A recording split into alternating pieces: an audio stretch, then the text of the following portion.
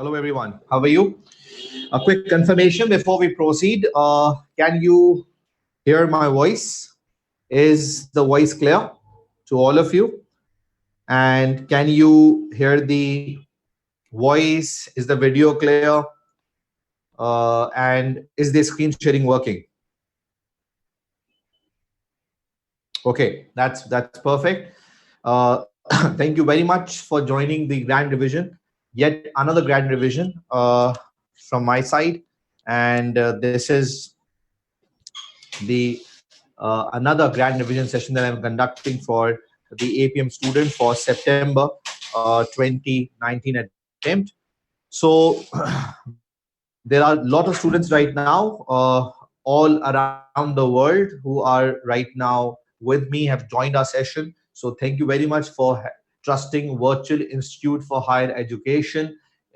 We call this WIFI. It's an online institution that we have developed for the global students. And as days are passing, we are improving in terms of our quality and adding further teachers in our setup. So recently we have established another very good, important paper of ACCA known as SBL Strategic Business Leader at our WIFI platform by one of the very renowned old faculty, Hassan Dosani, who basically is exclusively teaching online at our platform. So other additions are we have started our FIA Foundation Diploma of F1, F2, F3 papers as well for international students. We have launched F5, we have launched F9 as well, and we are moving towards the launching of F4, F5, and F7. So thank you very much for trusting again, WIFI. I'm your today's instructor, Rizwan Maniya. Uh, let's start with the grand revision. There are certain house rules that I want to discuss with you people. It is just because that students are not that much aware of the grand revision. What is the purpose of that? So let me just tell you the purpose of this revision is not to solve the queries. Okay, so let it be very much clear. The purpose of this session is not to solve queries, rather than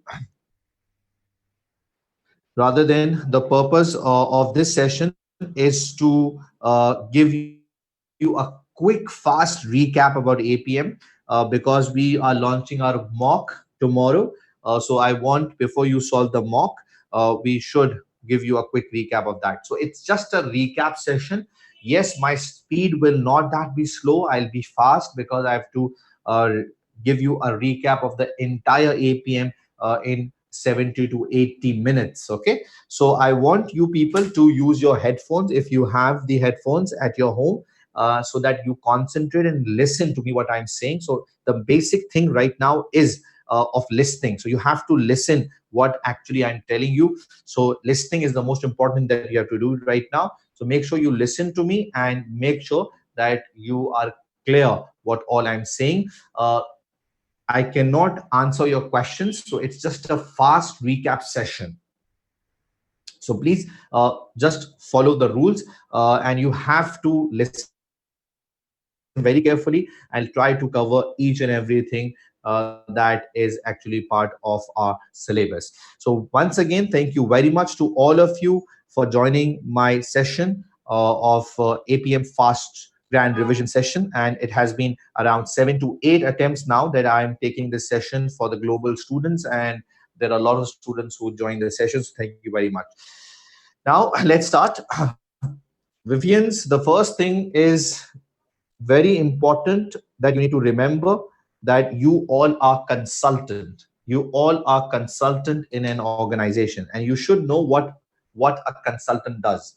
So consultant is a one who is well equipped in terms of the techniques, the knowledge, the mindset. Everything is very much clear to the consultant. So you are a consultant, and keeping in mind what consultant does, you have to consider all that. So let's now try to create a map around the word consultant so that in our revision it gets more relevant and we can link the things in the right way. Now, what a consultant does, first of all, uh, you need to keep in your mind that the questions, the scenarios that will come in your examination will be your clients, and those clients are coming to you because they want an assistance, they want help, they want your consultation. So whenever you go to a doctor, if you are the patient, so you tell all the problems to the doctor, and in return the doctor analyzes the situation and evaluates the situation, and the doctor gives you the feedback on that, gives you the feedback. So this is the same situation here, that the client is the scenario, the client will come to you and client needs your help, and you have to evaluate the situation, and then you have to give the feedback to the client. So the first thing that the consultant should understand for a business is very important term that is known as mission. So you should know what a mission is, and if I say mission, so another term comes up, that is vision. So quickly, what is a vision, what's a mission?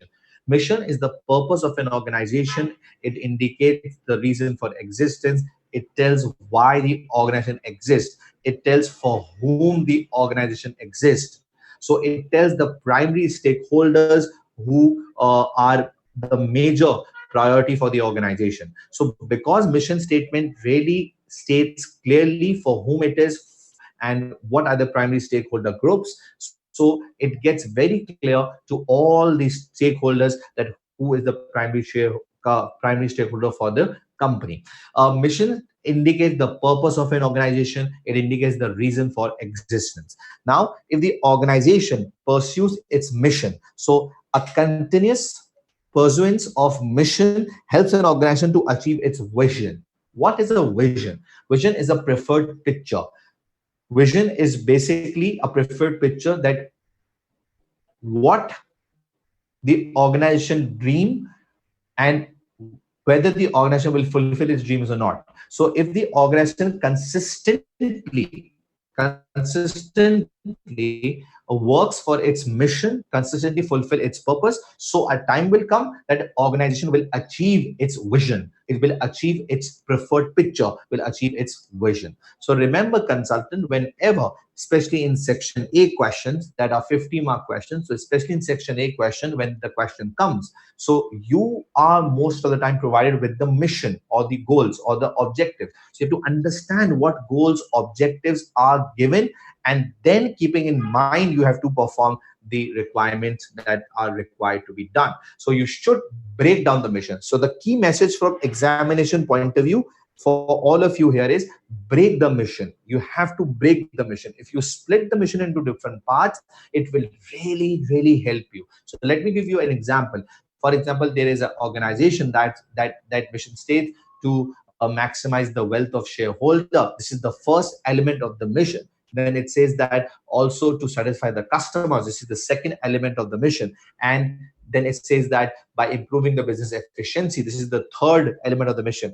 And then it says that we have to innovate, we have to be pioneer in innovation. This is the fourth element of mission. So learn to break the mission, because if you are able to break the mission, Vifians, yes, you will be able to check very thoroughly what organization does. So it's very important to see what the organization is saying in its mission. Is the organization fulfilling that or not? This is what you have to check.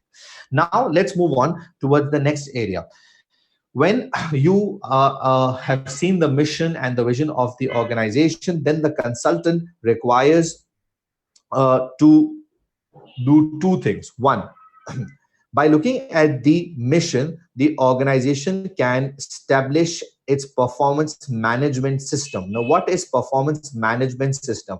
A system through which the organization manages the entire performance of the company. So you have to look at the performance management system. Now, the word system is extremely important, Vivian.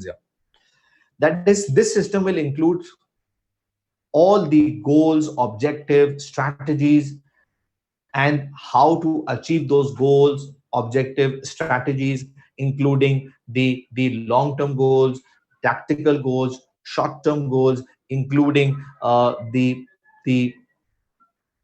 including the department's performance, processes performance, and each and every person performance. So entire performance management system is what a consultant will be able to develop by looking at the mission, or will be able to check whether the company performance management system is according to its mission. So performance management system is what very important for a consultant, because consultant will see what system that the organization is using and whether that system is good in terms of achieving the mission or not.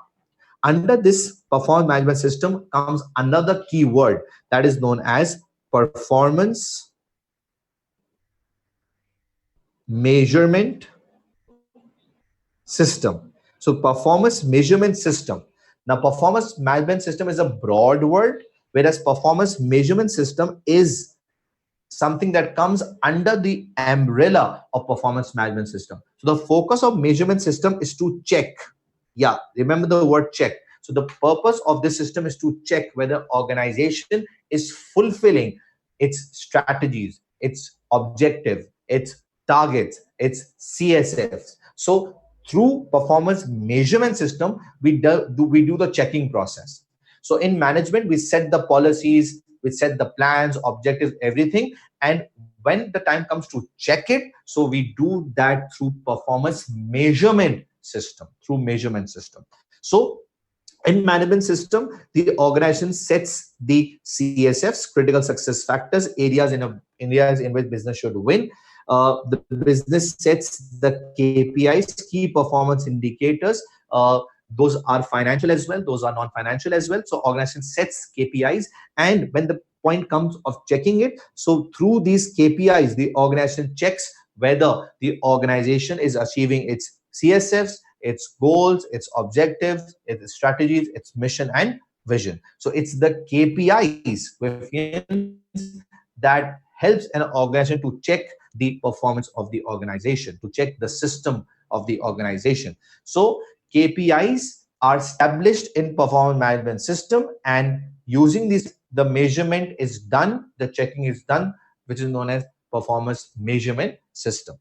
Now, it's very important for you as a consultant to ensure that organization is achieving its mission. So once you check the performance, you have to make sure that organization is achieving its mission. So while checking this, your focus of checking should be on two things. One is financial performance indicators. You have to check financial performance indicators. You have to check. Secondly, you have to check non-financial performance indicators as well. So there are two things that you need to check: financial performance indicators and non-financial performance indicators. So while checking, NFPIs should be focused and FPI should be focused. So for that, there are certain models that helps an organization to focus on both FPIs and NFPIs. So when you are setting up any system, you can even use the models. When you are checking the performance of a company, even you can use the models. So the first model is known as balanced scorecard. Second is building block model. Third is performance pyramid. So through these three models, the organization is able to check the organization's performance. So as I mentioned, you can even use these models to set up a system. You can even use these models to check the performance of an organization. Starting from the balanced scorecard, which actually believes in four perspectives. It says that the organization vision is important, and in order to achieve the vision, there are four perspectives. There are four perspectives. Starting from the first is financial perspective, then comes customer perspective, then comes internal perspective, then come innovation and learning perspective. So according to Ban Skoka, there are four perspectives, and if the organization focuses on these four perspectives, the organization will be able to achieve its vision. It says that every perspective should have its own critical success factors, its own key performance indicators. So for financial perspective, the CSF would be financial based, like survival. For customer perspective, the CSF would be customer satisfaction. For internal perspective, there would be a CSF. For innovation and learning, there would be a CSF. For every perspective, there should be its own critical success factors. And to measure critical success factor, there should be key performance indicators known as KPIs. KPIs. So it should be KPIs as well. So within these KPIs will measure whether CSFs are being achieved or not. And if CSF are being achieved, which means the perspectives are being achieved. And if perspective is achieving, this means vision will be achieved. So financial perspective focuses on shareholder value creation. Customer focuses on customer satisfaction. Internal business perspective focuses on productivity, efficiency of the business. Innovation and learning focuses on future, developing a good future for the organization by learning, development, and innovation. So it's very important that balanced scorecard should be a one that management should consider as a serious approach. Management should show their commitment towards balanced scorecard. It is another important thing that when you are using balanced scorecard, so there should not be conflicting measures. That is, if you focus on financial perspective, you might suffer on customer satisfaction. For example, if you want to improve your profitability, so you might go for a reduction in quality. So reduction in quality will affect customers, whereas financial performance will improve. So we have to avoid conflict between the measures in the perspective. So for that, it's very important to understand the vertical vector. Yes, the vertical vector of balanced scorecard. So what is a vertical vector of balanced scorecard? It says that if the organization achieves its fourth perspective, that is, for example, if the number of staff competences increases, number of trainings increases, which will improve the staff competences. So once the competence improves, the efficiency will improve, which means innovation and learning will help to improve internal business perspective. Once efficiency improves, so customer will be satisfied. This means the customer satisfaction will improve. And if customer is satisfied, this means that financial numbers will improve. So this is the vertical vector, which says that things are connected in a balanced scorecard.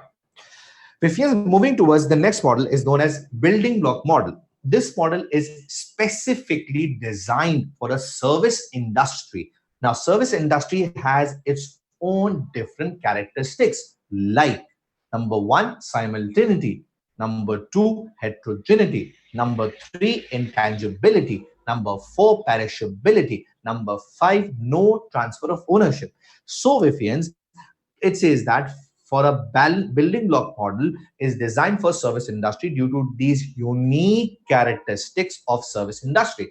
Now, building block model is based on three blocks. Now, what are those three blocks? First is the block of dimension, second is the block of standard, and third is the block of rewards. So in dimensions, there are six things. How much, if you say six things? Come on, say how much? Six things. The first is financial performance, second is competitiveness, the third is quality, fourth is resource utilization, fifth is flexibility, sixth is innovation. So come on, Vivians, be with me, now participate with me using the chat box. When I ask you to say, you write in the chat box. Are you with me, everyone? Come on, say yes, we are with you. Yes, are you people with me? There are around 80 plus students right now listening me globally. So are you all with me? Come on, say yes, sir, we are with you.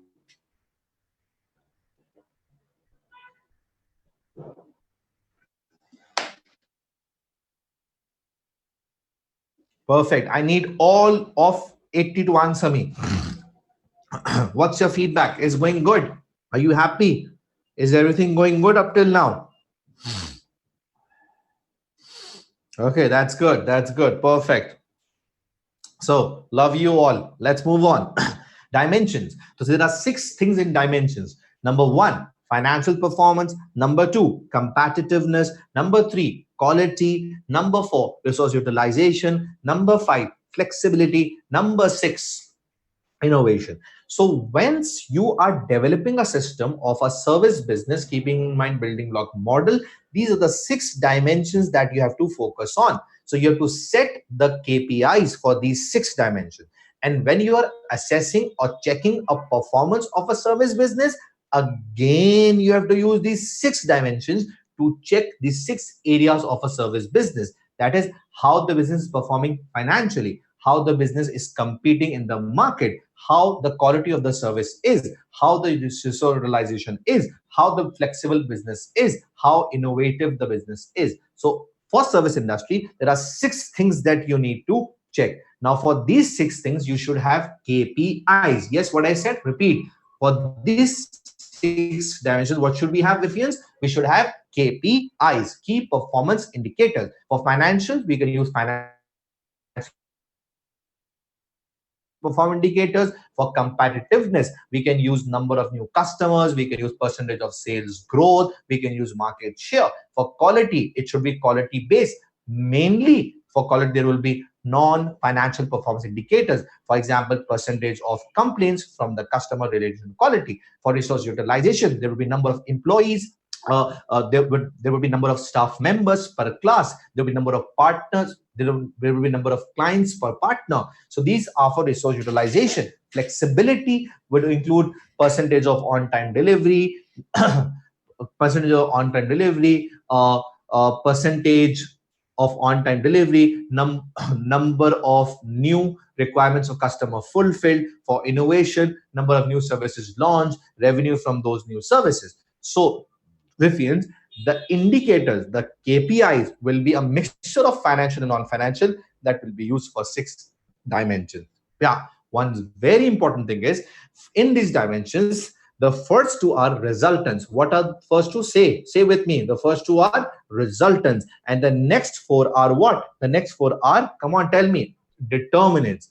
So what determinant means? Determinants actually are a one that determines. Determinant will determine the results in, which means if company is innovating, if company is good in terms of flexibility, if a company is good in terms of quality, if the business is good in terms of resource utilization. So if company is doing all good in four areas, the results would be good, which means company will compete good in the market and company financial performance will be good in the market. So Vivians, this is the first block. Now in this first block, we have understood that there are certain indicators that we have to use to assess the performance. Now comes that the second block is of standards. Standard says that we should set up targets. We should set up standards for these KPIs. The KPIs that I've discussed in the first block will be a one for which you need to set up the standards, for which you need to set up the targets. If there are targets, so people tend to achieve the KPI. So it says that when you are setting up the targets, the standards, you need to take care of three things. Number one, people should consider ownership of that. Number two, people should consider that as achievable. Number three, come on, tell me, people should consider as equity, should consider this as fair. So when setting these standards, you have to take care of three things. Now these standards, these are the targets for the KPIs. Now if you want people to achieve the KPI target, so you give them the reward. This is the third block of block model. So it says that when you are setting rewards, when you are connecting rewards with standards, you have to take care, number one, of clarity. People should know when they will be rewarded. Number two, they should be motivated. This means the reward should be a significant one. Number three, people should be rewarded over the controllable factors. Now, if I say controllable factors, this means one thing comes in our mind is the variances part. Now, in variances, there are two groups of variances. One are the planning variances, and second is the operational variances. Planning variances are the one that the managers like purchase department, like production department, like sales department cannot control planning variances, because these variances arise due to factors which are outside the control of these managers, like inflation. But their performance should be assessed on the basis of operational variances that directly relates to their own performance, and those operational variances are a one over which their performance will be based, because operational variances reflects the controllable factors. What, Vivians? Controllable factors. So balance sheet, you have to consider what? You have to consider the controllability aspect. Then comes the third model is performance pyramid, a very different and a very unique model. Why? Because it considers the hierarchy of the organization. It starts from vision, then it says that there is a strategic level where it says that market is important, financial is important. Then it comes to the tactical level where it says that customer satisfaction, flexibility, and productivity is important. And then it further breaks into operational level, where it says that the quality, delivery, cycle time, and waste is important. So the uniqueness about performance pyramid is what? What is the uniqueness about performance pyramid? The uniqueness about performance pyramid is what? That performance pyramid considers the entire hierarchy of the organization, starting from strategic till operational management. Now, how pyramid works out? So it's simple. In pyramid, the organization should set the objectives. So objectives should come from strategic towards tactical towards operational management. And after objectives have been established, so in return, the KPIs should be established then from operational level towards tactical level towards strategic level. This means that if level 4 KPIs are being achieved, level 3 will be achieved. If level 3 KPIs are being achieved, level 2 will be achieved. And if level 2 is achieved, this means company vision will be achieved. So in level 4, the focus should be towards quality, like percentage of complaints. In level 4, the focus should be towards delivery, like percentage of on-time delivery. In level 4, the focus should be towards cycle time, that is number of days it takes to take an order and deliver to the customer. In level 4 comes wastage, that is percentage of idle time. So if these KPIs are a one that business achieves, this means level 3 will be achieved, which means customer will be satisfied. So indicators that are checking the customer satisfaction, like number of repeat customers, will improve, like flexibility, like productivity, percentage of efficiency will improve.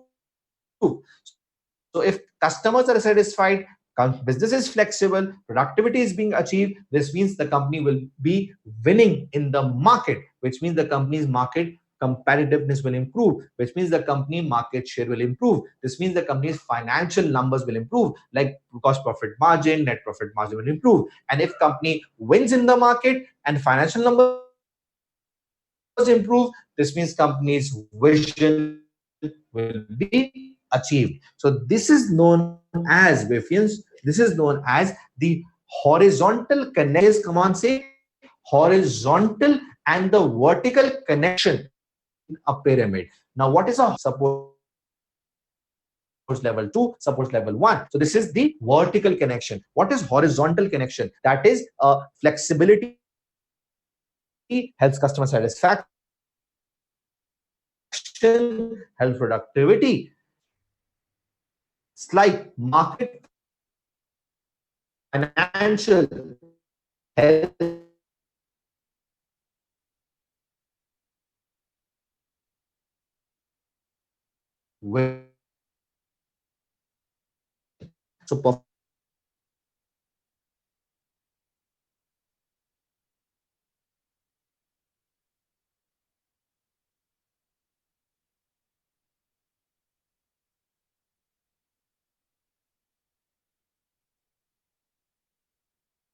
horizontal connections. So when you can use these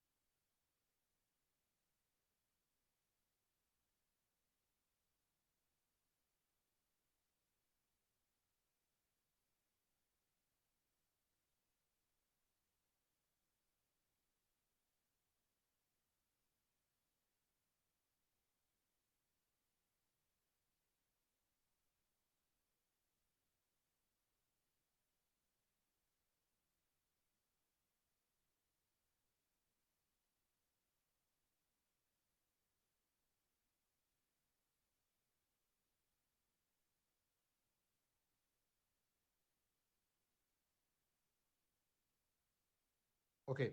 So anyone, sorry, I hope people can hear my voice. Is everything going good? There was some problem in the internet connection. I hope things are okay now. Please confirm before I start.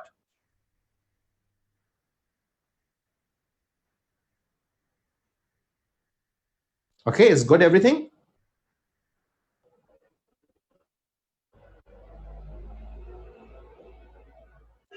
Okay, that's perfect. Now, I was mentioning about a very important thing, that is the existing system. So sometimes the question comes in the APM exam where the company has its own system of measurement.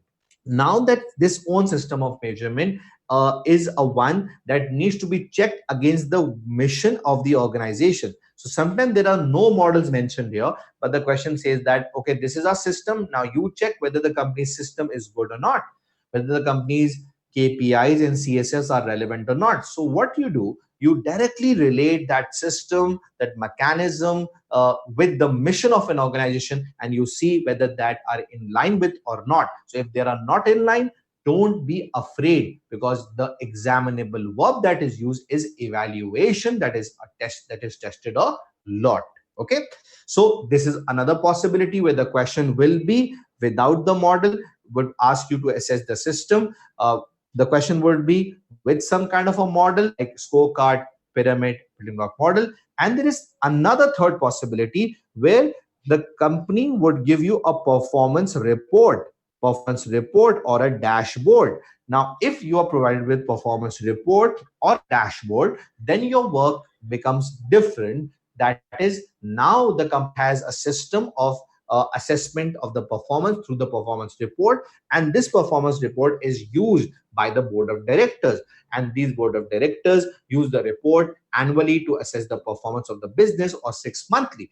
Now the work of consultant comes here, that you do not have to calculate the ratios. Withians, you do not have to calculate the ratios. If you're not clear about this, you can view magical categories that are available at ACCA platform, that are available at ACCA YouTube channel, as well as all those who have taken my online private classes or currently are taking my private classes. So they have already seen through on the portal that I use magical categories. So that magical category makes it clear that you are assessing a system. Performance report does not mean you have to calculate the ratios. Even lot of information that will prompt you to calculate the ratios, but stop yourself. What I'm saying, stop yourself.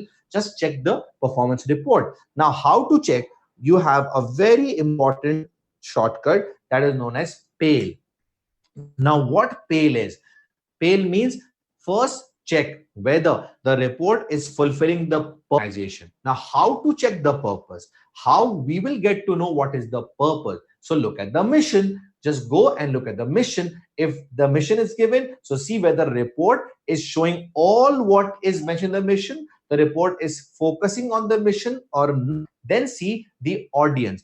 The audience is normally board of directors. So see whether the report is according to the board of directors, whether it's very detailed one, whether it's a summarized one, because for board of directors it should be summarized one. So then you have to see whether the report is according to the board of directors, that is the audience. Then you have to see whether the report is financial one, it's non-financial one. So if it's financial one, you definitely have a comment that it should be non-financial one. So you have to see whether the information available is financial, non-financial, and when it comes to non-financial, whether it's qualitative one or quantitative one.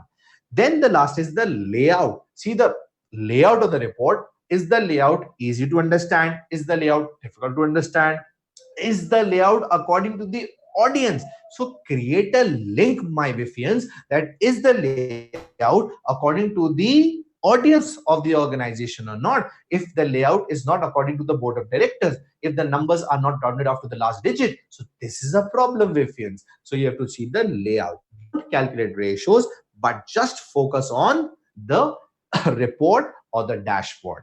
So I've discussed this in a very detailed way, that what work does a consultant does by understanding the mission, vision, performance management system, performance management measurement system, without the model, with the model, and the performance report. Yeah, in all these areas, the very important work comes is of suggestion. You might be asked in the paper to give your suggestion in relation to the improvements, suggestion in relation to the KPIs.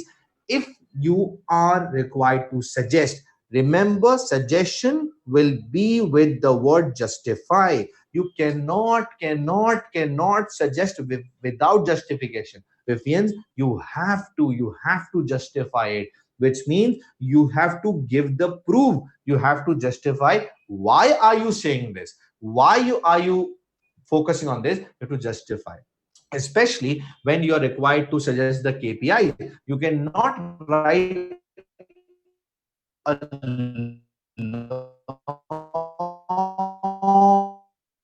long list of KPIs. You select few that are relevant to the scenario and justify it. Do tell, okay, I am using this indicator because this is written in the scenario.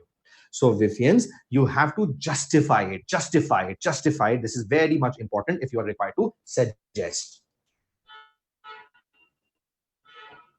So make sure that you are very much clear about this. Now, Vifians, let's move towards the next core thing of a consultant. Now, consultant not assess the performance of an organization, but if the organization is a not for profit organization, now the work of consultant will again be to check the performance, but now the organization is not for profit organization.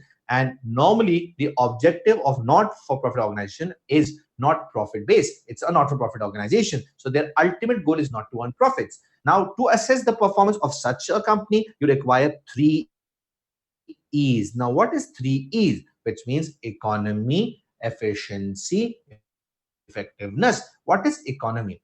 Economy is an input measure.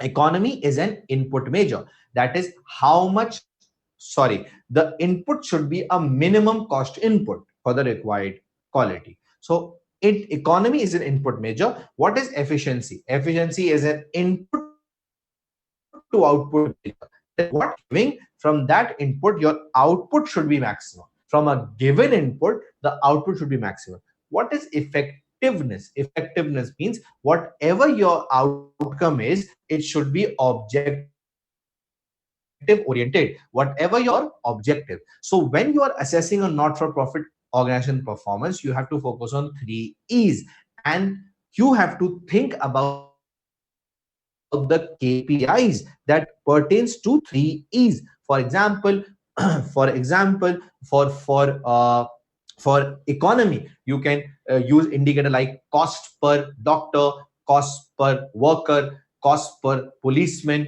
cost per the resource, whatever the resource is, the input resource, you can work out the cost per resource. Then comes efficiency. So the indicator would be number of students per teacher. Now, number of students are the output, teacher is the input. Number of patients per doctor, patient is the output, doctor is the input. This is checking the efficiency, the speed of the work. And then comes effectiveness, that is the objectives are being achieved. So how to measure? The indicator would be percentage of successful operations, percentage of students that have passed the exam. So this is what? This is the effectiveness. So these are the indicators that you have to remember when it comes to assessing the performance of not-for-profit organization. The next thing that a consultant does is budgeting. Yeah, now as the consultant role has become a hybrid role, now the consultant is not a, a person who do the operational work and has become the hybrid accountant. So it's very important that consultant is not involved in making budget, rather than the consultant is involved in evaluating the budgets. So what budgets are important to keep in your mind? So you have a fixed budget, you have a flexible budget, you have an incremental budget, you have a rolling budget, you have a zero based budget, you have activity based budget. So these are the budgets that are one that a consultant should know. What is a fixed budget? One set at a single activity level, will not be changed. Once you make other budgets other than fixed budget are known as flexible budget. The purpose of flexible budget is what? To ensure like with like comparison. Flexible budget is prepared at actual activity level, in which selling price, in which variable cost, in which fixed cost is of a fixed budget. Then comes incremental budget. that starts from previous period actual results, in which there are two things that need to be so Vifians, this means that incremental budget is a one. There are chances that previous problems will continue into the next period, because the only justification that you require is of inflation and the known changes. So incremental budget are useful when it's very simple. These are useful when conditions are stable, when operations are economic, efficient, and effective. So you can rely on incremental budget there. So Vifians, it's very important that you have to evaluate the budget keeping in mind the scenario. For that, you should have textbook knowledge of the advantage and drawbacks of incremental budget, advantage and drawbacks of zero-based budget. Because if you have the textbook knowledge, you can relate that to scenario. But yes, find the clues from the scenario. You can never write general in APM. You have to link everything with the scenario, otherwise you will lose your marks. Then comes the zero-based budget, which is inverse to incremental budget, which starts from a base of zero. Everything needs to be justified right from the scratch, on the assumption that the budget we are preparing is for the first time. So zero-based budget is useful for divisions like marketing divisions, because everything needs to be justified for each marketing campaigns. So what advantage does zero-based budget brings into the business? Yeah, it's a very important advantage that comes with the zero-based budget. That is, previous period problems will be removed, previous inefficiencies, wastages will be removed. But the biggest issue of zero-based budget is time consuming, too much resources required, and ranking between the activities, it will be important. So zero-based budget is used for discretionary cost. It's used for those services, that is used for those things that are compulsory. So you can go into the in-depth analysis and you can figure out whether that is relevant or not. Like I said, marketing division. Then comes Vifians, the next thing, and which is rolling budgets. Now, rolling budgets are useful in dynamic situation, in uncertain situation, when things are changing rapidly, when things are changing very fastly, you go for rolling budgets, because rolling budgets are for uncertain dynamic situations. So what advantage the rolling budget provides? It reduces the uncertainty. It makes your budget more realistic. But yes, problems are, yes, time consuming, too much time of stuff involved in preparing rolling budgets. Then comes activity based budget. What is activity based budget? Before we understand activity based budget, there are certain terms to understand, like ABC, like ABM, and then we'll understand activity based budget. So starting from what is ABC, it's very simple. ABC is a technique which you absorb the overhead cost, through which you absorb the overhead cost in products. So through the use of activities like inspection, like material handling, through the use of activities, you absorb the overheads into product cost. So ABC is just an absorption technique. What is ABM? ABM is a management technique. ABM manages the activity. ABM says that the focus should be towards the activity, like the focus should be towards inspection, like the focus should be towards setup. So if you manage the activity, your cost will automatically be controlled. So Vifian's ABM says that you have to ask three things for every activity. Number one, driver analysis, why the activity is being done. Then comes activity analysis. What is the implementation? How well are you performing the activity? So the entire focus of ABM is towards what, Vifians? Is towards the management of activities. Through ABM, you can improve your decision making. That is, you can improve strategic decision making, which is doing right things. Doing right things. Your decision will be right in relation to which products to produce, which customers to focus on, which activities to start. So the decision will be right. In terms of strategic decision making. Then comes activity based budget. When it comes to operational, so doing things right, which means operationally you will remove the non value adding activities. So ABM focuses on management of activities, whereas ABC focuses on absorbing the overheads through activities into product cost. Then comes activity based budget. Now, what is that? It's very simple. All these three move around the word activities. This uses activities to absorb the overheads, this manages the activity, and this says that we need to prepare budget for the activities. That is, we make budgets for setup, we make budgets for inspection, we make budgets for material handling. So the focus of activity based budget, it is towards the is towards making the budget related to the activities, because once you prepare budget for the activities, you can compare with the actual and take corrective action. So three A's: ABC uses activities, manages the activities. ABM manages the activities. ABB prepares budgets for these activities. Moving forward, as I mentioned, that consultant should be aware of the current developments.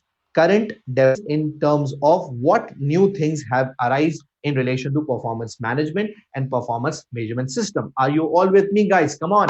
Are you all with me? Say yes, we are with you. I hope you are understanding what I'm saying. All those who are listening from Dubai, they will be facing problem because Zoom is not supported in Dubai. Okay, so other than that, all of you who are with me, come on, is it going good or not? Give me a quick feedback. I am inserting too much of energy. You can understand I am saying non-stop. I'm non-stop in explaining things, and I'm just trying my best to just recap and give you a very good recap for the complete APM. So I hope you are understanding, and I hope you like my little effort that I'm doing for you people.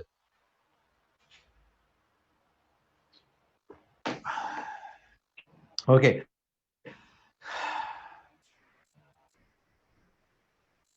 now let's start with current developments.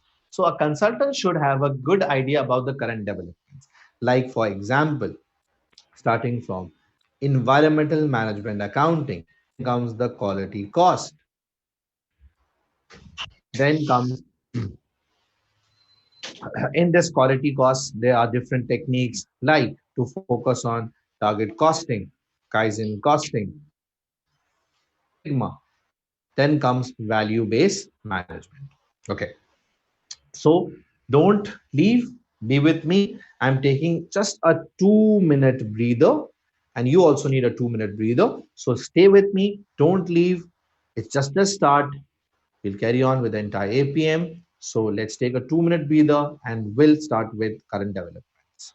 So be with me.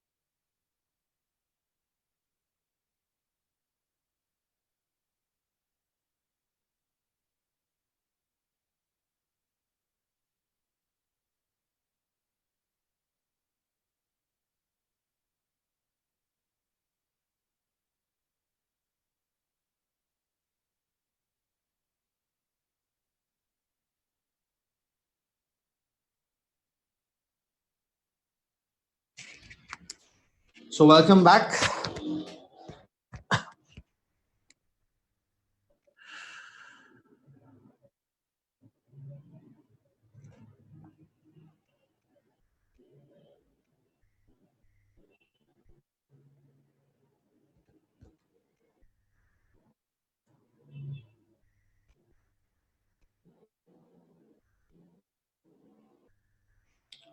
Okay.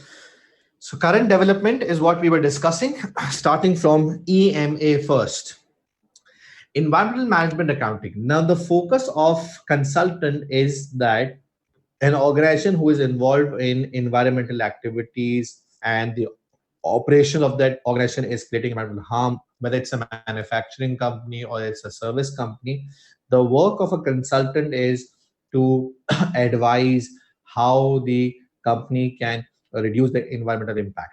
So there are different environmental costs. For example, waste disposal cost, carbon immersion cost. For a paper making company, the cutting of the trees would be environmental cost. For transportation company, carbon immersion would be environmental cost. So you as a consultant have to suggest your client what are the environmental consequences you are having and how to remove it, because the scenario would come in the examination where there would be written that government wants to reduce the environmental consequences, and the organization that will not do will result in penalties and fines and things like that.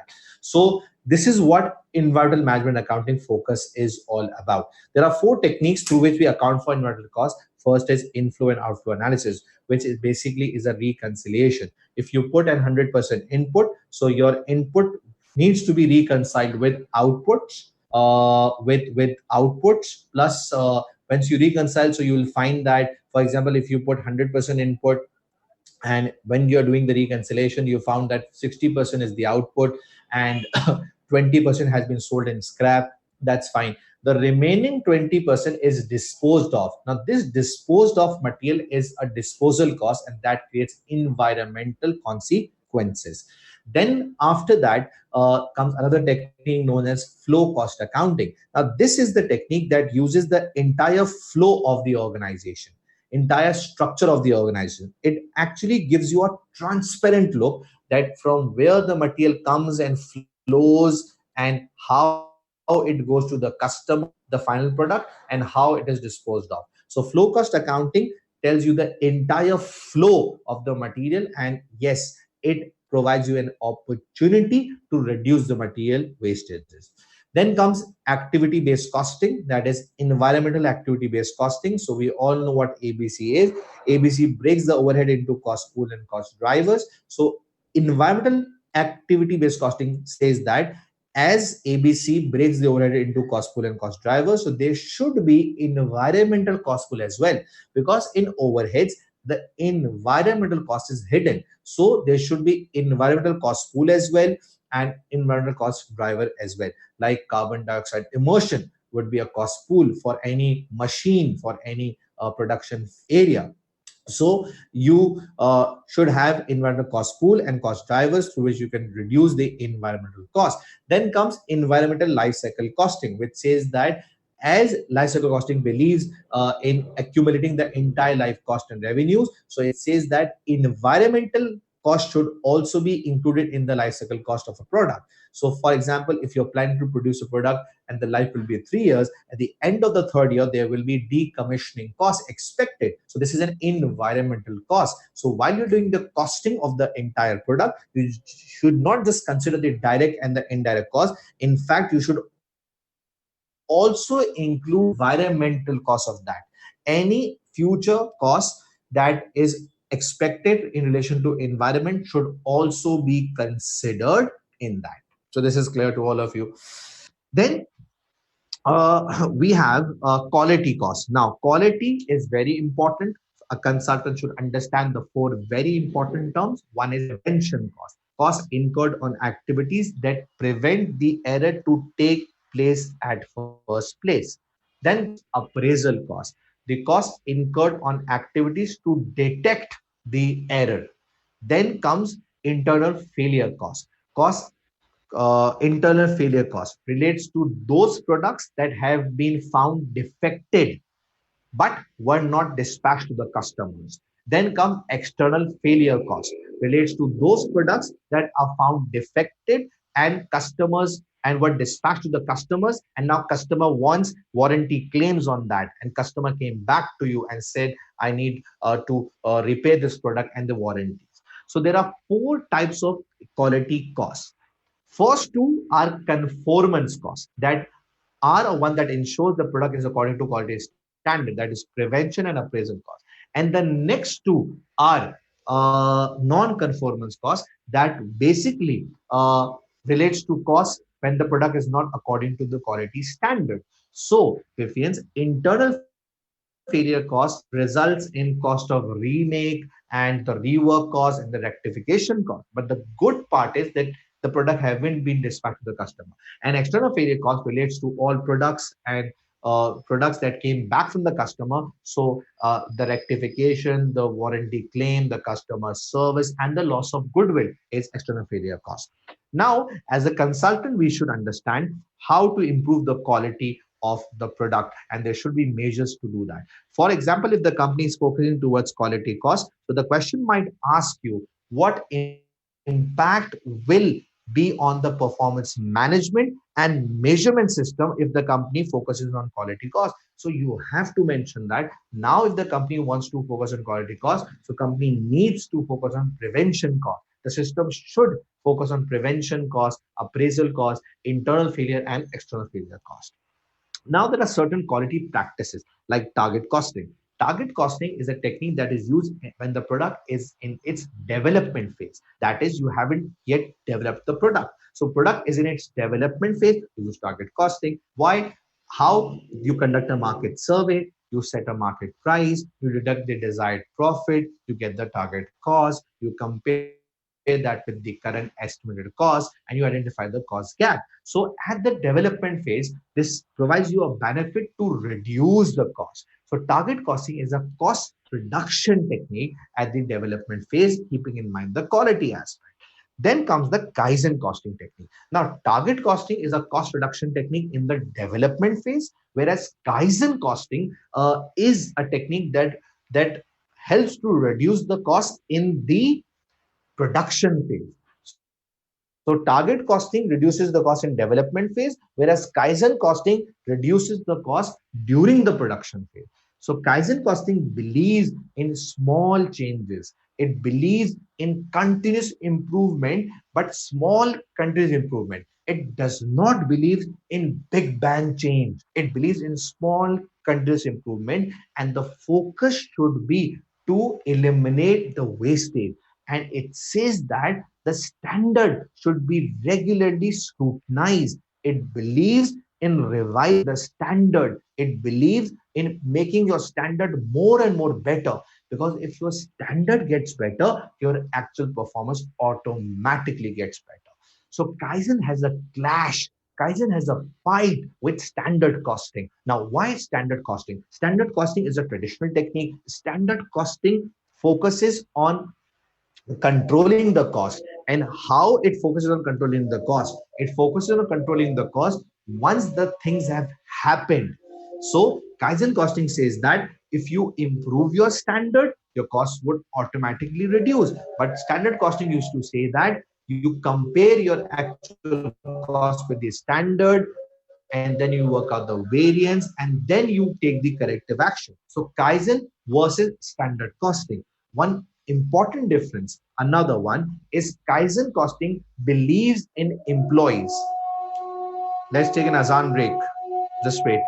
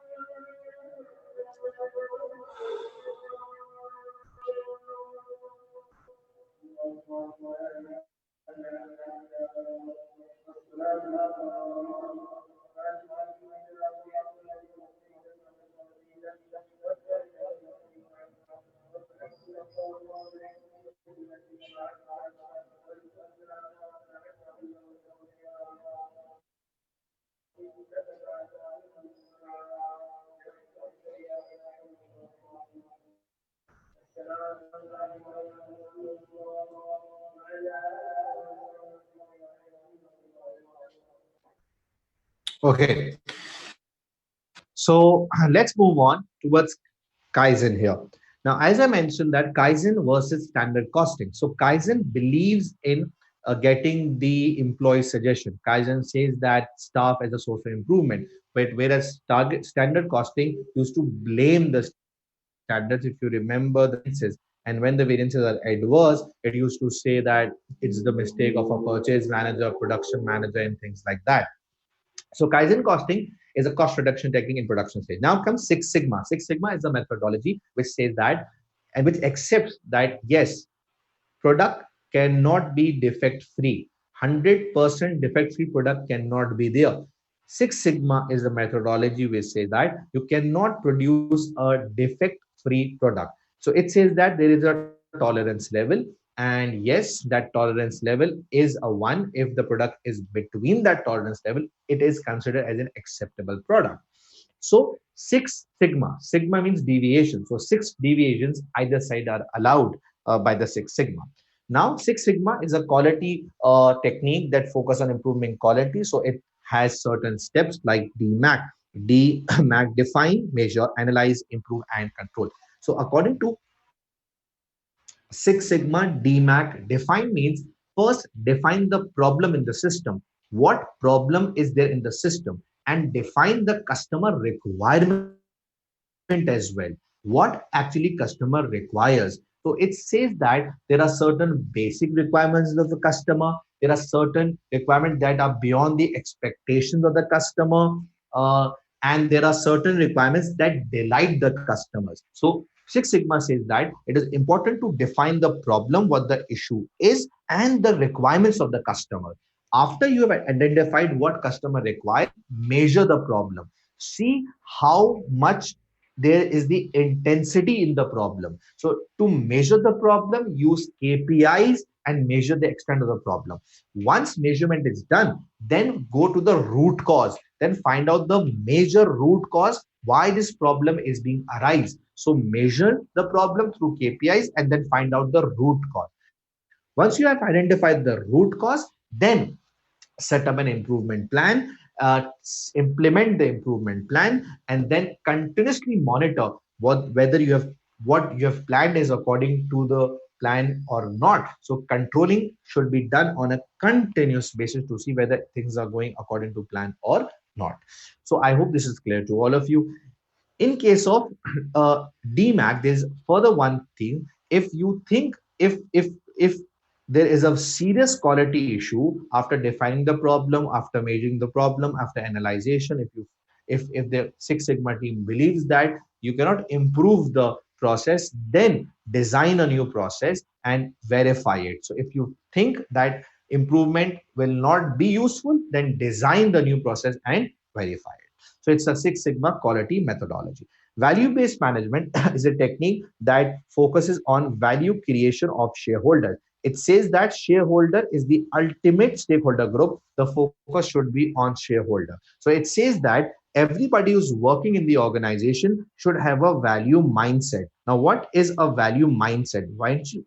Value mindset means all the time the director should be thinking how to create the value of the shareholder. Their focus should be towards the creation of value for the shareholder. So every time the director should see how to create the value for the shareholder. So there should be a value mindset.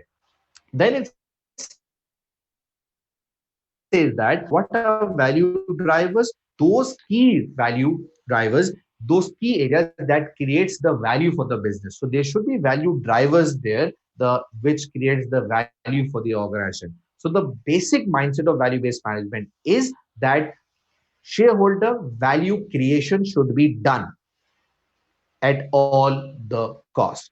Now, to assess whether the company has created value for the shareholder, there are certain measures like economic value added, EVA, like MVA, market value added. So these are the measures that will actually measure the shareholder value creation.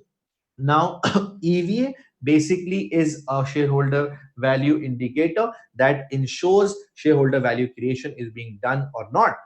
Just give me a minute, please. Just a minute.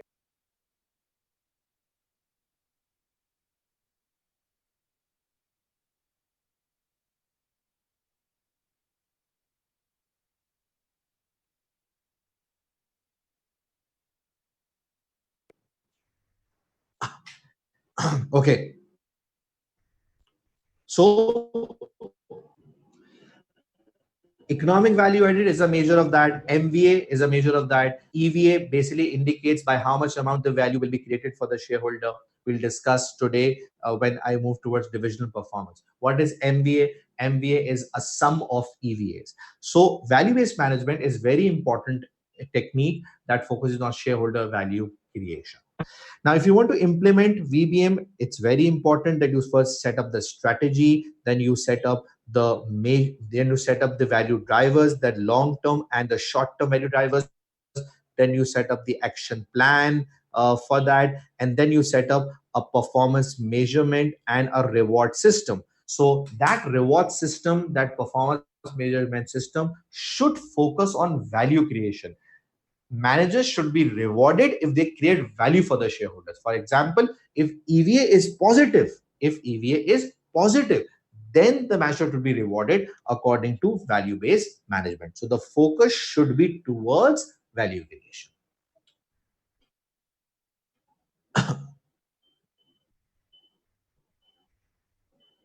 Okay, so I hope this is clear. VBM focuses on value creation.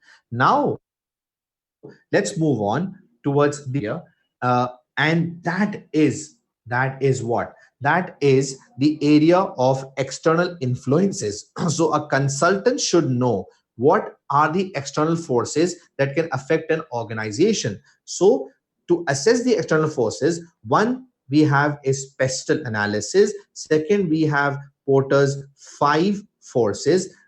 These are one that helps to assess what are the external pressures in the organization. Then we have stakeholder matrix. So these will help to assess the pressures of an organization. Sorry, external factors. Now, what is pestle? You as a consultant, what you have to do? Remember, your client will come to you and will say that we are facing problems in our industry and help us. So what you'll do, you'll use models like pestle. Now, what is a pestle model?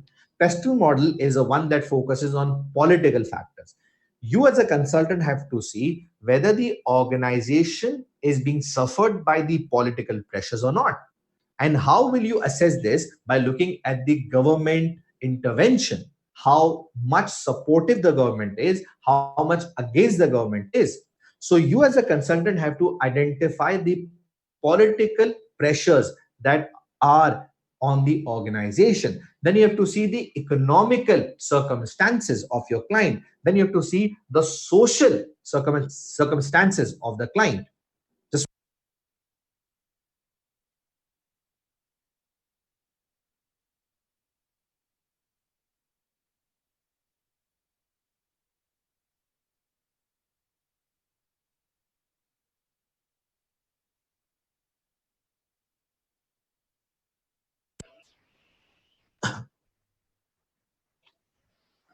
then you have to see the social environment where your client exists. The social environment where a client exists. Then comes the technological environment, how it is affecting the business. Then comes the environmental factors that are affecting a business, that you should have a good understanding about the KPIs and how these KPIs will help to assess the pressures, like how political pressure can affect a business. So KPIs would be number of government grants offered. Okay. Then comes environmental. What KPIs you can use in case of environmental, like borrowing costs, like cost of capital. For social, you can use KPIs like the average disposable income of the company, percentage of disposable income of the company. So this is what you have to keep in your mind. For technological, you can keep in your mind number of new innovations done by the government.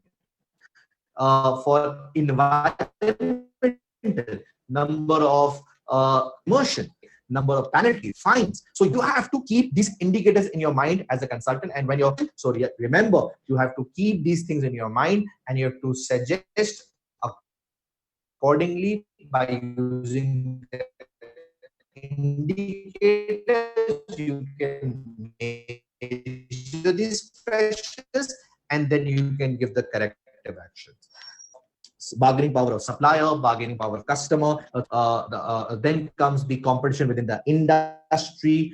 So these are the five forces. That is, for example, as a consultant, you should know what is basically threat of new entrants. So you have to assess the threat of new entrants. So you have to use indicators whether that threat is high for a business or that threat is low for a business. So how to assess threat of new entrants? For example, you can see number of new entrants. This will help you to assess whether threat of new entrants is high or no. So you can assess the threat of new entrants by KPIs. Then comes the threat of substitute. So you should have indicators like customer switching cost. This is an indicator. Then comes bargaining power of the customers. So you can use indicators like number of the size of the customer, the size of the supplier. For bargaining power of customers, for bargaining power of supply, you can use more or less same indicators like size of the buyer, size of the supplier, number of buyers, number of suppliers, customer switching cost. This is what is important. In order to check the competition within the industry, you can use indicators like percentage market share, amount spent on marketing by a competitor. So these are the indicators, Vifians, that you have to keep in your mind, and through these indicators you can assess the pressure these forces are putting on a business, on your client's business, and then you have to recommend that. For example, if the threat of new entrant is high, what recommendation you will give as a consultant? That is, go for patents, go for copyrights. This is through which you can reduce these pressures. Okay, then comes the stakeholder matrix. Now, stakeholder matrix helps to assess the power of the stakeholders by looking at the level of interest and the power they have. So through this matrix, we can prioritize the stakeholder groups, the stakeholder group that requires minimum effort, the stakeholder group that needs to be kept informed, the stakeholder group that needs to be kept satisfied, and who are the key players. So by stakeholder metrics, you can do what? You can analyze your stakeholder groups and you can prioritize them and you can take corrective actions accordingly. So again, by identifying the key stakeholder group, you have to see how they can have an impact on the company's performance management and measurement system. And considering this, you can devise a strategy. So these are the external factors that affect an organization. Now moving towards the next area, and that area is the involvement of IT. So as a consultant, it is very much important that the consultant should have a good understanding about IT related aspects. Yes, because a consultant is the one that needs to focus on IT, so you have to focus on IT. Now a consultant should have a good knowledge of RFIDs. What are data warehouses? What are data warehouses? Data mining? What is meant by data mining? And the most examinable thing today is data analysis. Then comes the new areas like cloud computing, like knowledge management systems, like CRM, customer relationship management. So as a consultant, we should know how these things can have an impact on performance management and performance measurement of an organization. So you should have a good idea how these can have an impact on management and measurement of the organization. Now, RFIDs, radio frequency identification device, this will help to improve the performance management system. That is, it will allow easy tracking of the inventory. You can figure out obsolete inventory. So this is how it will help the performance management system. Data warehouses and data mining softwares. Data mining software will help an organization to find out the hidden patterns. And through this hidden patterns, the organization will find out the pattern and the mindset of the customers and take corrective action. This is how it is affecting the performance management system. Data analysis is a one that deals with big data. So what is a big data? So big data include three V's. That is velocity, that is volume, that is variety. So what data analysis, big data helps business, because big data is a data in which there is a large amount of data, large volume, how quickly the data is available for decision making. So Vifians, big data, understanding of big data is very important for a consultant, so that a consultant can tell their clients that what impact big data will have on the organization performance. That is, for example, if you have large amount of data and large variety of data, you can figure out the hidden pattern of the customer. You can figure out the customer mindset. You can figure out the trends, and through that trends and mindset, you can take decisions. But if you want big data assessment to be done, you should have powerful systems that can Now, this is the impact it is having on performance management. You should have systems that quickly make data available for decision making. So you have to see how these IT developments will have an impact on performance management and measurement. The concepts like cloud computing, like Google is offering so much of cloud computing services. People now store their data in clouds. They don't have to keep their things with them like hardware and software. So what impact will this have on performance management system? That is, the organization cost will be saved. Organization will not have to keep hardwares and softwares. Rather than they can store data in clouds. And this is the flexibility they have. But again, the problems of performance management includes security. Yes, security, hacking. These are the problems that can have on performance management of the company. Then knowledge management systems. What are knowledge management systems? These are the software. This is the knowledge, like Word, like PowerPoint. You use Word. In Word, you have a lot of data that you store, you collect, you analyze it. From PowerPoint, you analyze it.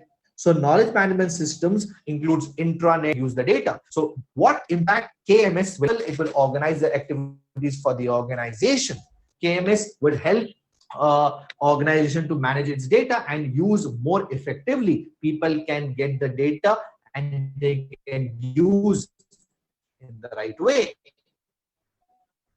Once again, KMS requires cost. Then comes CRM, Customer Relationship Management System. Now, what are CRM?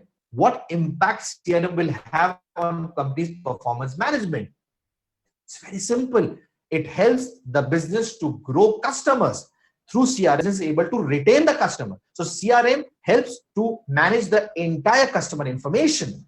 That is, CRM will help to retain the customers, will acquire the customers by sending them the reminders, emails, messages, so that customer remains intact with the business.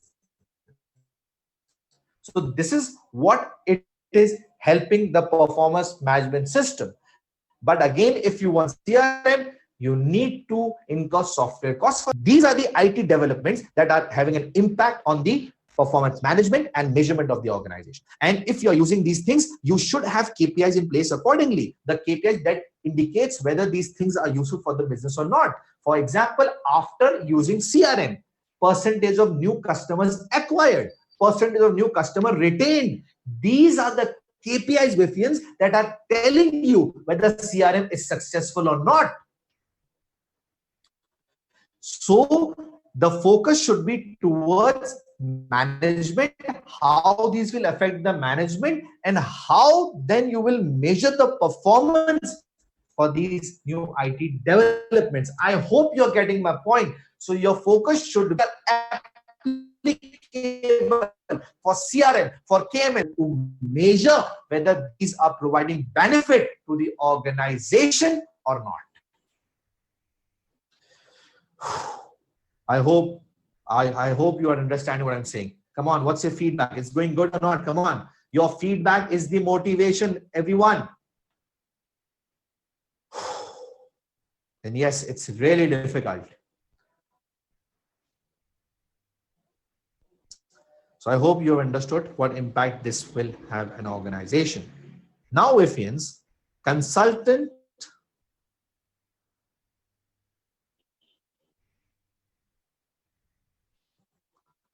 should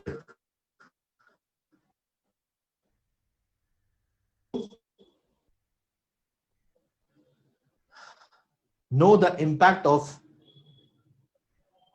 again, on the company's performance management and measurement system. What impact business procedure will have? What impact management will have? What is BPR?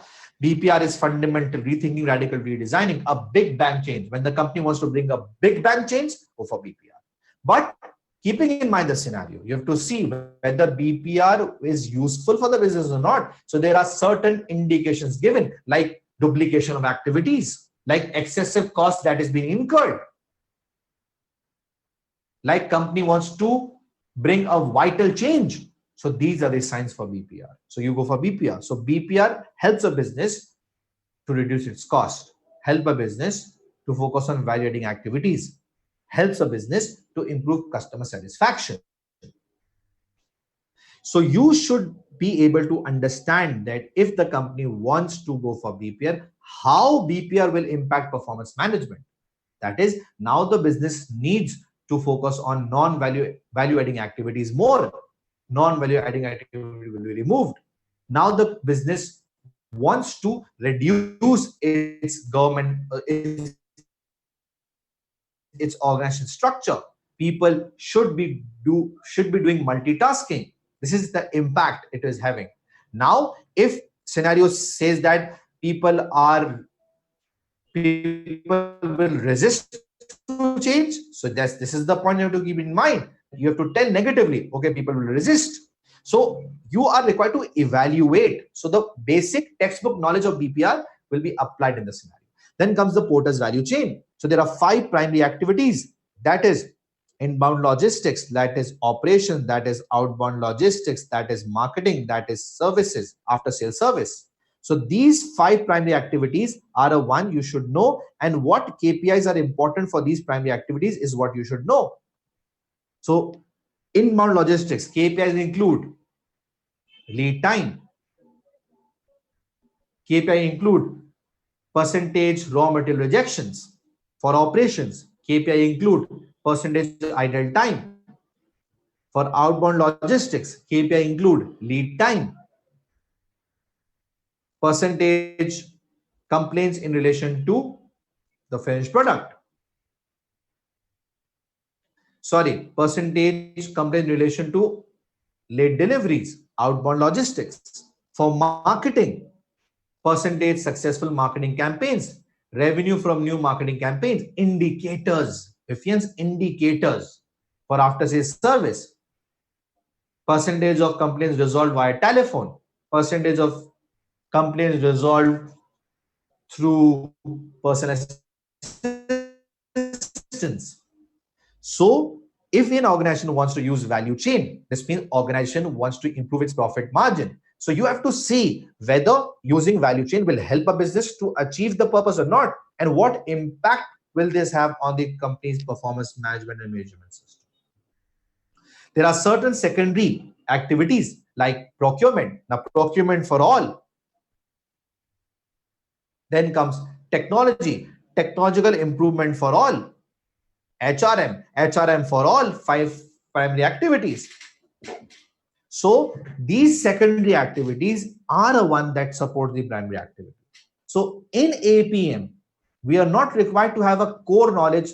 We don't have to write the core knowledge of Porter's value chain. Rather, we have to see what impact it will have on the company's performance management and measurement system. And the explanation of that I've given earlier. Then, the next area that a consultant should keep in their mind is divisional performance. Now, what is a divisional performance? So what divisional performance means? Divisional performance means that each division of an organization should be working towards the objective of the organization. So how to assess the division's performance? So the criteria to assess the division performance is what?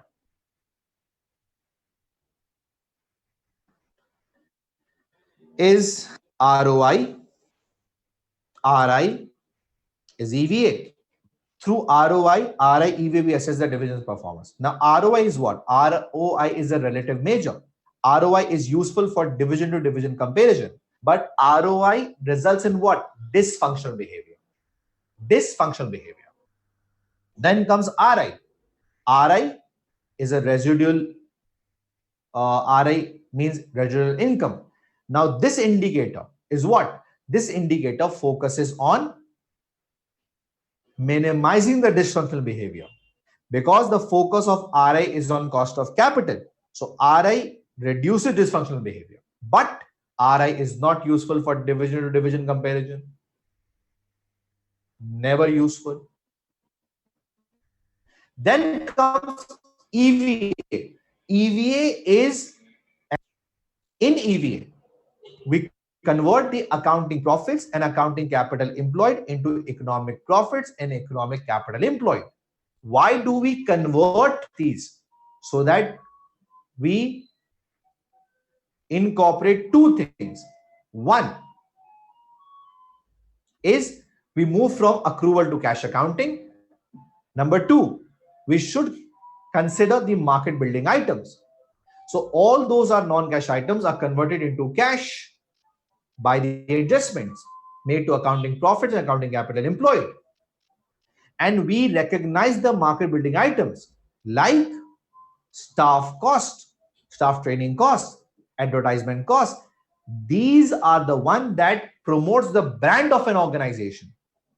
These are the one that promote the brand of an organization. So you should capitalize it. EVA says that this helps to reduce the value. Sorry, this helps to improve the value creation. So you capitalize market building items like marketing cost, staff development cost, research and development cost. And all non-cash items should be added back so that we become close to cash. Because shareholder believes in value creation, cash generation. So EVA, if it's positive, it means the value has been created. If the EVA is negative, this means the value has been destroyed. So the best shareholder value creation indicator is EVA. Now in examination, we compare ROS with EVA. If a comparison between ROS and EVA comes in the paper, don't be afraid. Don't be afraid. You will mention that EVA is a better measure of shareholder value creation than ROS. Because what is ROS? ROS is profit-based measure. ROS is a short-term based measure. ROS encourages manipulation. So you cannot assess the shareholder value creation directly through ROS. Rather, you have to use EVA. Lot of times in your scenario, ROS has been asked. So you have to mention for shareholder value, no, you cannot use ROS. So these are divisional measures. In the division comes another very important concept of transfer pricing. The price that is used by the two divisions of a same company to trade with each other. Now, setting a transfer price is the most important and challenging thing. It has to ensure that there is goal congruence. It has to ensure that there is autonomy. So transfer price should be realistic price. Now, what are the types? Market price as a transfer price acts as a fair transfer price, considered fair for buyer and seller. But what are the problems of market price? When seller is in monopoly, you will not get a market price. When published prices are fictitious, you will not get a right market price. When the product does not have the market, you will not get the market price. So market price acts as a fair transfer price, but these are the problems. Then another type of market price is adjusted market price. What is adjusted market price? Buyer and seller can deal on the basis of market price. But if by selling internally, there are certain savings, saving in form of bad debt, saving in form of administration cost, then this saving should be adjusted with the market price. So if the seller selling to buyer, internal division, results in saving, like if you sell internally, you don't have to go for administration, you don't have to go for the distribution cost. So from that market price, if you deduct the distribution cost, you come with additional market price. Then comes cost-based transfer price. Now, cost-based transfer prices are what? When market price is not a reasonable way for finding the transfer price, you go for cost-based transfer prices. Now, in cost-based transfer price reference, there is a variable cost option, there is a full cost option, there is an option of full cost plus profit. So what you are supposed to do is my point. You should have a good understanding about the transfer prices, and you have to comment keeping in mind the company's position. You assess the company's position and then evaluate it, whether market price is good for the company or not, whether cost base is good for the company or not. You think about the positive and the negative, because the most important examinable verb is evaluation, judgment. For judgment, look at the positives from the scenario, look at the negative from the scenario. I hope this is clear. So transfer pricing is a very core area. And when one parent is in another country and subsidiary in another country, then comes other issues. If parent and subsidiary deals with each other, so transfer pricing, international issues comes. Like taxation. Taxation. Seller can decrease the price to pay lower taxes because of reduced revenue. So taxation is what is important. Tax authorities will pick this problem. Then comes the import tariffs. So when certain transfer price, you have to consider the tariffs as well. Because if high transfer price is charged by the seller, the cost of the buyer will increase and the tariff will increase. So these are the international issues related to transfer price. Okay, friends, I hope this is important that as a consultant, what you have to do, you have to keep the textbook knowledge and apply that in the scenario. This is what you have to do again, again, and again. So I hope this is clear to all of you.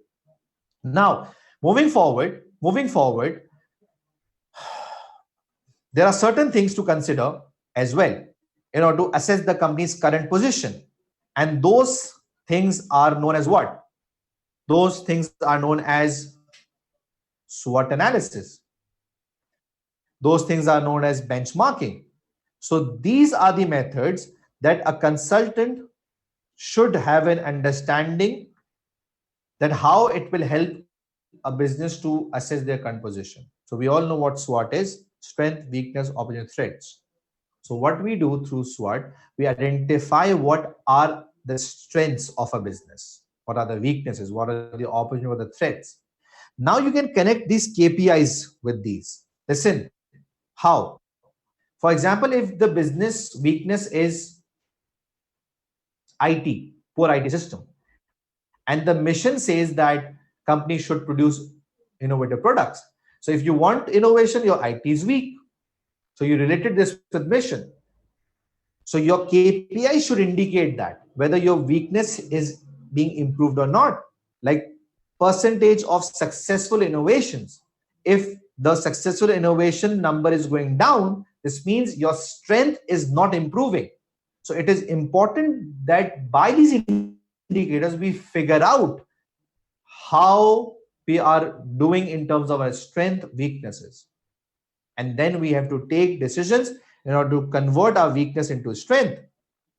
We have to match our strength with opportunities. So indicators, KPIs, look at the missions and see, keeping in mind mission, what are the strength, weaknesses of the company. Then see in the scenario, are there any opportunities that company take benefit of that? And are there any threats? And then keep an understanding of KPIs. What benchmarking does, identifies the current position. You benchmark yourself against the best in practice. So benchmarking helps a business to compare itself against the best in practice. So you benchmark yourself strategically. You benchmark yourself functionally. First is strategic benchmarking. That is, you benchmark your core basic strategy, your core way of working with the best in practice. Then comes competitive benchmarking. You benchmark with your competitor, direct competitor. Then comes functional benchmarking. You benchmark one of your department, administrative department, one of your functions, not compulsory with same business sector, but you can benchmark yourself with the other business sector as well. Then comes internal benchmarking, where you compare the two divisions of a same company. So the purpose of benchmarking is what? To see whether organization is standing in the right direction or not, and then take the corrective actions. So when we need to benchmark, we should find out the areas to be benchmarked, the basis of benchmarking, that is, what are the factors, what are the cost drivers will be benchmarked. Then we benchmark it, we measure the difference, we compare it, we take corrective action and implement it. And so consultants should know how the business can benchmark itself to improve their performance. So Vifians, this is very important to understand that benchmarking results in identifying the current position of the organization. Now, the very core area is reward management system that I need to focus on quickly. Reward has become a very major area of our examination. We have to see as a consultant that whether the employees are giving the right rewards or not. Reward should be fair according to the job market, should be a one that is based on controllable factors, should be based on clarity, should motivate the people. So rewards should be in line with the company's mission. This is the most important thing. If rewards are not in line with the company's mission, then the direction of the people will go some other way. So it's important that reward should be fair and should provide right incentive to the people. There are certain appraisal systems through which we assess the people's performance. So there are different appraisal styles. What appraisal is to check the performance. Now, one is budget constraint style. What is profit cautious style? What is non-accounting style? What is profit conscious style?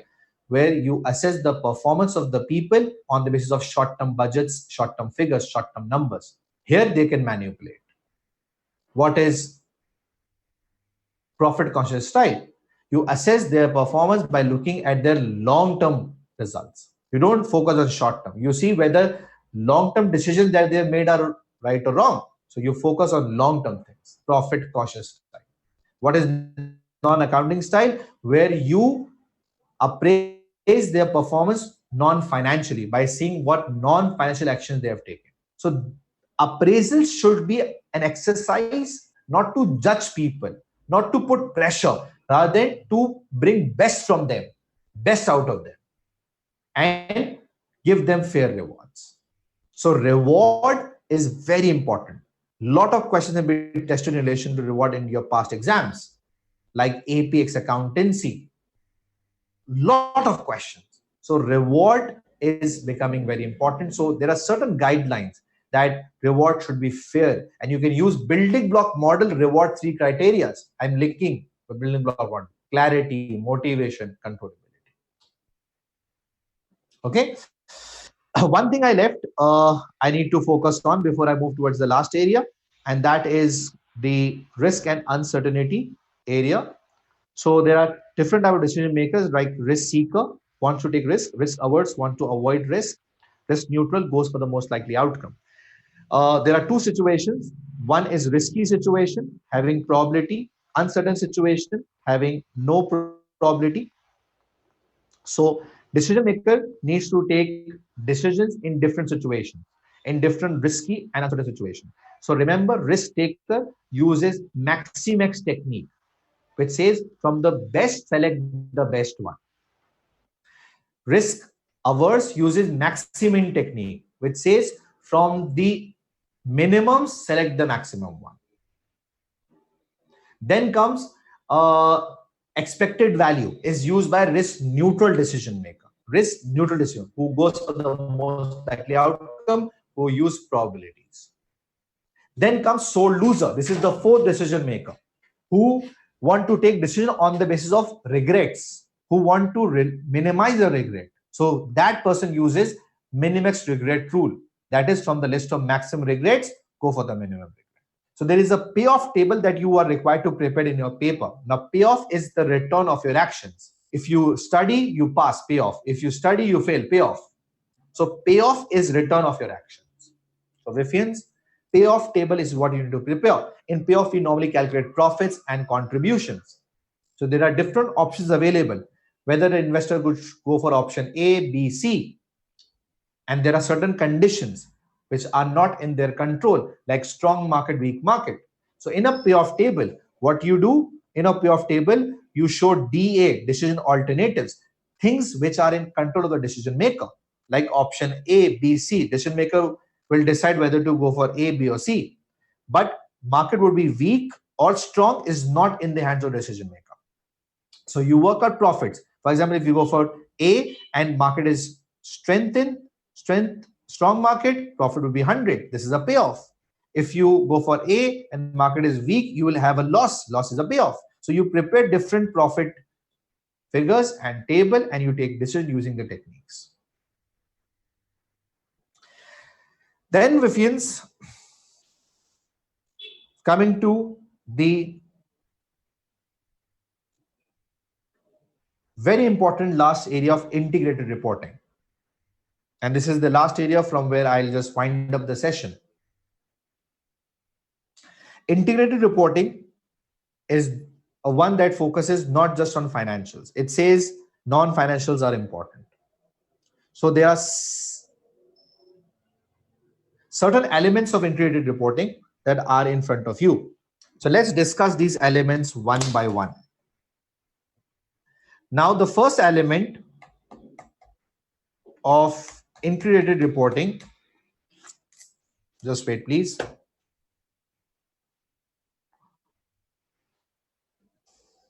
Yeah. Now, the first element of integrated reporting is organization overview and external environment. Basically, the concept of IR is that when you report to your stakeholders, you just not report financial numbers. You report them all other things in today's environment. First is it should include the organizational overview and external environment. The report should tell what organization aim to do, who are their major stakeholders, where it is located, how it is structured, and what are the external events that affect them most. So for this, what you can do, fairly obviously the organization mission and objectives. Stakeholder analysis you can use here. You can use mission. You can use stakeholder analysis to tell who are the key stakeholders. You can use pestle analysis to tell what are the external pressures that affect the organization the most. So the first component says that you have to tell about the overall overview of the organization and the external environment. And for that, you can use pestle, mission, stakeholder matrix. Then you have to tell about the opportunity and the risk. For this, you can use companies' techniques like SWOT analysis. You tell the people what opportunities the business has and what are the risks and the threats. To measure the risk, you can use expected values, which uses probabilities. So you tell them the opportunity and the risk. Then you tell the strategy, how you intend to cope up with that. What strategy you will follow, how you will allocate your resources. Then the business model, what model you will use, how you will transform your input to outputs. So you tell your business model that this is how we're going to work in the future in order to achieve our short-term, long-term plans. So here you can use business process re-engineering, BPR, as a business model to bring big bang change. You can use Porter's value chain. You can use value-based management to focus on shareholder value creation. You can use activity-based management to manage those activities well. So you tell the business model. Then you tell about the performance, not just financial, but non-financial as well. Focus on non-financial performance. To tell about the financial and non-financial indicators both. And then tell about the future outlook. What you think about the future of an organization. So Vifians, integrated reporting has different elements. You report to the stakeholders that this is our organizational aim. These are the pressures. These are the opportunities. These are the risks. This is how we intend to cover it by the strategy. This is our business model. This is our financial and financial performance. And this is our future outlook. So I hope the entire P5 areas have been covered.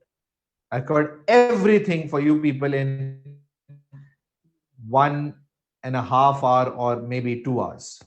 So guys, what's your feedback?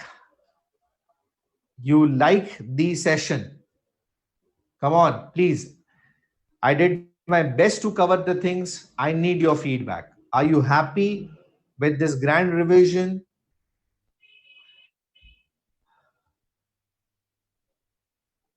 Okay, one thing is left, corporate failure. Corporate failure is an area which, as a consultant, you should know that whether the company is moving towards the failure or not.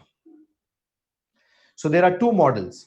One is quantitative Z score, one is qualitative A score. Z score is a score that focuses on financial things. It's a score. Through Z score, you are able to assess whether the company is moving towards a failure or not. Now, if your score is less than 1.81, so you're moving towards a failure. If it is between 1.8 and 2.99, this means you are in the gray area. You need to investigate. If it is 3 or above, this means that you will be in a good position.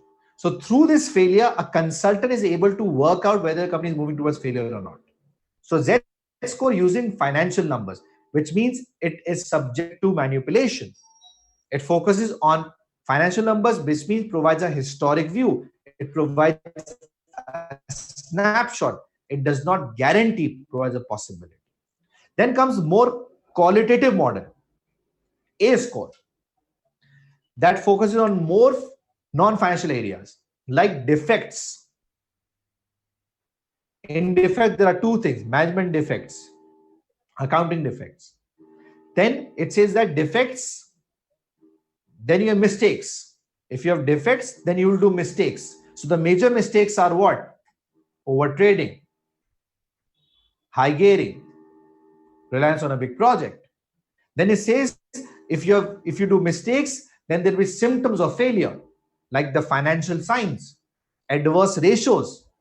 Then people will try to hide these ratios through creative accounting. Another symptom of failure. Then comes non-financial signs. People are leaving the company, frozen salaries, not being able to pay your rentals. And then comes the terminal signs that any layman can understand. So A score is a model to predict corporate failure like Z score, but A score focuses more towards non-financial areas. But the major problem with A score is A score blames the internal factors only. It does not say that failure might come from external factors. Okay, so thank you very much, guys. Best of luck for your exam. At Wi-Fi, we'll be offering mock on Sunday. So if you need mock, just stay tuned to our Facebook page. It's facebook.com/VIFHE Wi-Fi. We'll update that on WhatsApp group as well. I've covered big data. So I hope you understood the session. I hope the grand revision was good. Please do share your comments. I tried my best to cover things in the limited time. I hope I'm successful. I hope I haven't wasted your time. I hope you're happy with Wi-Fi's performance in relation to this. Beyond budgeting is not part of our syllabus. So I hope you understood the things in this short period of time. A quick revision helped you a lot. Please do remember me and Wi-Fi in your prayers. I hope you liked the entire session, and do give your feedbacks in on the WhatsApp group. Please do give the feedback on WhatsApp group. /VIFHE VIFHE. Okay. So do give your feedbacks, please. It's VIFHE. And best of luck. Be positive. I hope you will all make it. You all will become consultant. Remember, you are consultant, so you have to act like consultant. You have to see like consultant. You have to listen like consultant. You have to speak like a consultant. My prayers are with you people. I'll pray for you. It'll help you till the last minute. If you are not part of the WhatsApp group, become part of the WhatsApp group. You can message me. If you're not in the group, take this number. Just message me. I will provide you support till the last minute. So anybody who needs the support till the last minute and is not part of our groups, so this is the number 923212433266. Just WhatsApp me right now. All of the people, just WhatsApp me right now. I'll send you the link. I'll add you in the WhatsApp group. I'll give you the Facebook link. I'll share the mock. I'll help you till the last minute. So if you want to be part of the group, this is the number. Just WhatsApp on this number. Just WhatsApp on this number and do give your feedbacks. Please do give your feedbacks on the WhatsApp group and also on the Facebook. This is my number 923212436266. And there is one more number. You can WhatsApp 92332 337 8435. This is another number you can use for WhatsApp. This is my number and this is my coordinator's number. So you can use either of the number and just WhatsApp us. I hope you like this session. I hope you like the session. Please, what are your feedbacks? Quickly, what are your feedbacks? Did you like the session? Yes, please.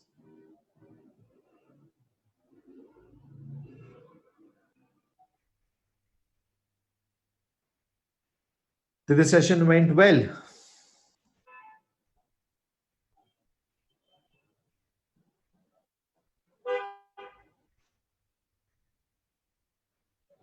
Okay, so thank you very much for trusting Wifi, trusting Rizwan Mania. My commitment towards people will continue, my struggle will continue. For further support before exam, use this number and WhatsApp me. I'll help you out. Thank you very much. God bless you.